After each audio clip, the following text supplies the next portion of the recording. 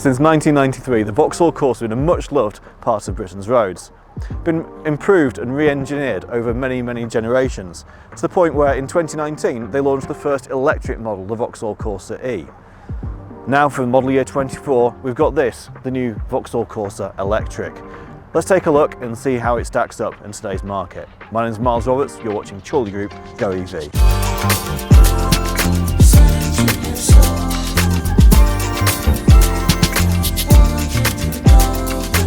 The most striking differences on the exterior are at the front, where we now see that the Corsa's got this visor grille, which we've seen on other Vauxhall models like the Mokka E.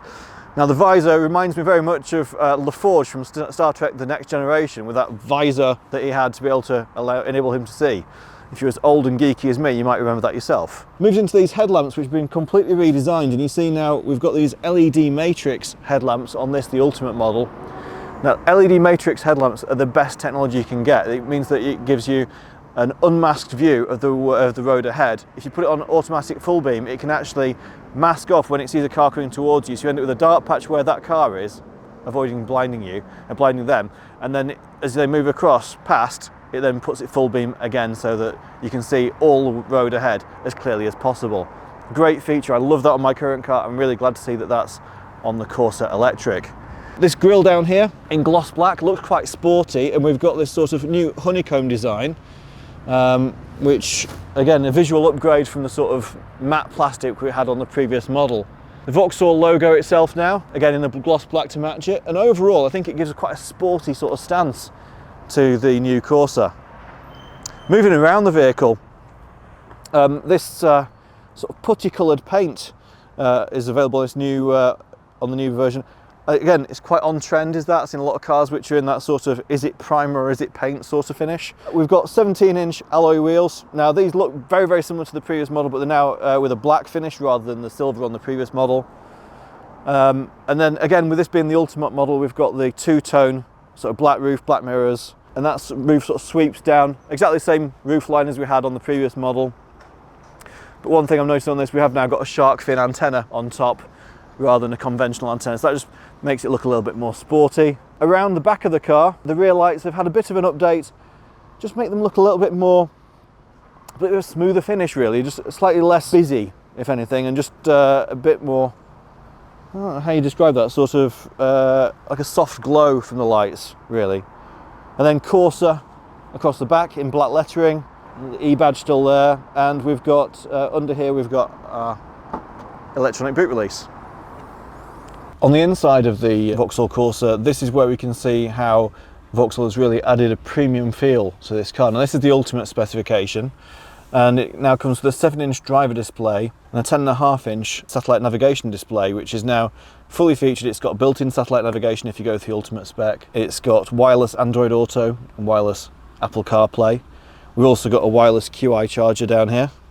We've got USB as well, obviously, and a 12 volt down there. We've got climate control. We've got heated seats. On this Ultimate spec, we actually have not only bolster support and support for your lumbar region, but we've actually got massage seats. So I press the button here, and it starts working my back. That's going to save me a fortune on chiropractors. The steering wheel itself feels comfortable, it feels chunky. We've got heated steering wheel button here as well. So very much a car which is built around comfort in this higher specification. These seats have got sort of Alcantara feeling on the middle, and then around the side sort of leather bolsters around the side. Look very sporty with this white sort of chevron stitching on there as well. If you go for the Ultimate specification, then yeah, you get things like, you get this nice dark grey interior paneling which continues around the doors here. We've got Alcantara down the doors itself, electric windows all around, electric mirrors. It's a really nicely featured car. One thing I will say about the Corsa, and this stands it actually in good stead, is that you don't have to be a rocket scientist to drive this car. It actually, in terms of its conventionality versus a normal petrol or diesel car, for example, you could get into this car, and once you've been shown that you have this rocker switch and you pull it towards you for drive or push it away for reverse, that's it. It's very simple to drive. There's not loads of buttons and switches, and there's there are physical buttons for things rather than it all being buried in touchscreens, which is nice to see. And all the displays are very clear and crisp. So interior comfort, excellent. Heated massage seat, excellent. Heated steering wheel, brilliant. Auto lights, auto wipers, fantastic. Overall, it's a really well polished product from a brand that you'd expect when they've been making cars for a long time. They know how to put cars together, and this really does feel a massive step up from previous Vauxhall models. If you've not sat in a Vauxhall car in a long time, come down to have a look at one, because it really is a world away from the Vauxhall Corsa that I learned to drive in 25 years ago. The biggest impression I've got of this car really is the comfort and the fit and finish of this vehicle.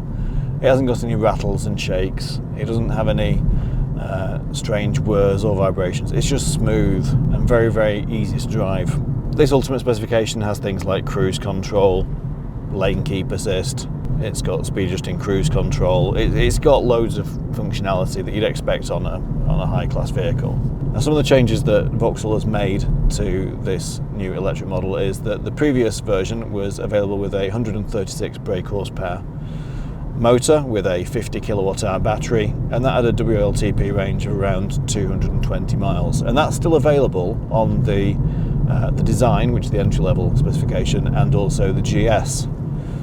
But one thing that is available now on the GS and also the Ultimate specification is a long-range version. Now, on paper, it doesn't look like it should be much longer range. The battery is now a 51 kilowatt hour battery, and very much like the Spinal Tap thing of these gauges go to 11 instead of 10 because it's one louder. 51 versus 50 doesn't really sound like an awful lot in the great scheme of things, but it means actually, coupled with a new, more powerful 156 brake horsepower electric motor, which has been tuned for maximum efficiency, as well as a bit extra power, you get 246 miles WLTP driving range, which is very welcome. Obviously, it gives you an extra 26 miles of range, and also cuts the 0 to 60 time down to 8.1 seconds instead of 8.7. So the car's got a bit more mid-range punch, it's got a bit more pep, it's got a bit more efficiency also. So really that's kind of win-win. And certainly from driving this, even in eco mode, it never feels sluggish or tired, which perhaps was a complaint with the previous model sometimes, particularly in eco mode. It's solid, it's secure, it feels great on the corners. It's a fun little car to drive, and I think it's one of the things about it as well is because it's Corsa, it's not a car that's screaming to people, I'm an eco warrior doing my bit for the environment, I'm driving an electric car. Instead, it's just, I'm a Vauxhall Corsa doing my thing. No one's going to think badly of you, certainly no one's going to, but no one's going to think you're trying to show off either. Realistically, Vauxhall's done a good thing here. The elephant in the room, pricing. So there has been a price increase with this latest model. So the top of the range petrol automatic 1.2 turbo costs 28,500, and this top of the range electric version, albeit with a slightly more horsepower and slightly faster 0 to 60, is about £9,200 more expensive. One thing to bear in mind is that initial cost cash price isn't necessarily the same as the total cost of ownership. So obviously many people buy their cars either via PCP or leasing, and when you compare those monthly payments versus what you would pay for a petrol version, combined with the fuel savings, which still, you know, if you're doing 8,000 miles a year in an electric car rather than a petrol car, you can be saving sort of £1,500 a year on fuel if you're charging at home. That makes a big difference. So yeah, do the total cost of ownership sort of calculation before you write this off. It is still a compelling option, and certainly it's very well worth speaking to our team at Vauxhall to be able to give you all those facts and figures and enable you to make the decision for yourself.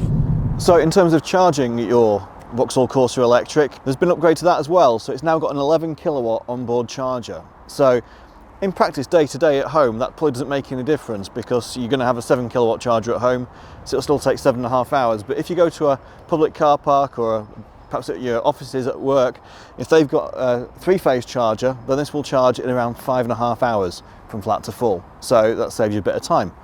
In terms of DC charging, it's still got CCS charging, obviously DC, up to 100 kilowatts DC charging, and that means that it's going to be charged from 10 to 80% in around sort of 32 minutes. So again, short period of time and then you're back on your way on those longer journeys.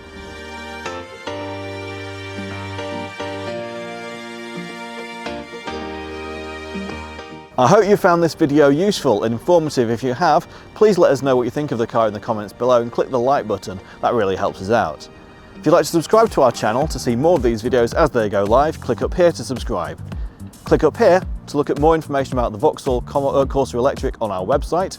Click down here to see the video review did last year of the Vauxhall Mokka-e. And if you're in the market for something bigger, why not look at our video review of the Vauxhall Vivaro E Life. Taking control.